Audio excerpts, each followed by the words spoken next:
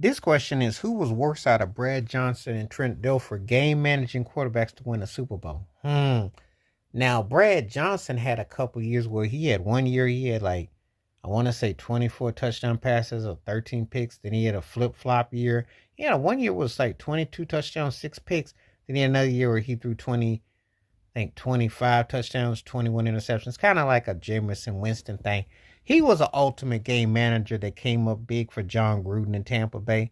Just asked not to mess up because his career after wasn't memorable. I mean, when he played with the Cowboys and whatnot, he was pretty forgettable. But Trent Dilfer, when he's with the Ravens, was never that special as a quarterback. He was the ultimate game manager. Of course, if you got a defense with Ray Lewis and they're reading them guys, you don't mess up things.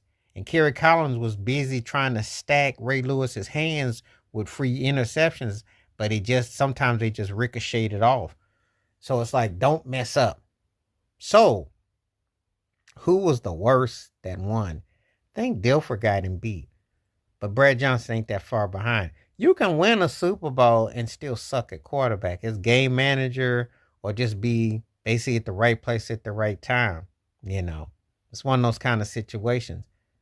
Oh, buddy, imagine if these guys had the success Jimmy Garoppolo had, then their fortunes would have been different. But he never won the Super Bowl as a starting quarterback. He did get a one in the backup role, but he never won. Of course, his career was downside after missing that bomb again for missing Emmanuel Sanders.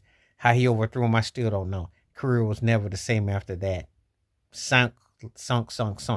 But anyway, Trent Dilfer, Brad Johnson, yeah, they're like two of the worst quarterbacks that won a Super Bowl on the team. There are other guys that hit this list, including Ben Roethlisberger, because as great as he was during the regular season, his Super Bowls were not that memorable. He had some real duds, and he was on that list. There was a few other people.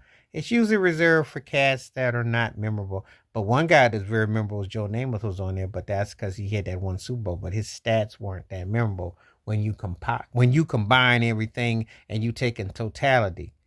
And what is it? Would you rather be lucky and win a Super Bowl, or would you be a game manager? Some people are offended, but all quarterbacks start off as game managers or end as game managers because you're running the ball, you're utilizing the clock, possessions, etc. Now, it's common sense and smarts, and there's a science to how you get the job done. But these two in particular were not, guys that you're even going to remember. Dilfer's done some analysts and I think some coaching work, and Brad Johnson did too, but not